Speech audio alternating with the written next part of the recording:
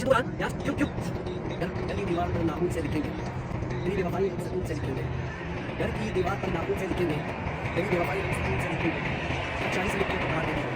इस बात में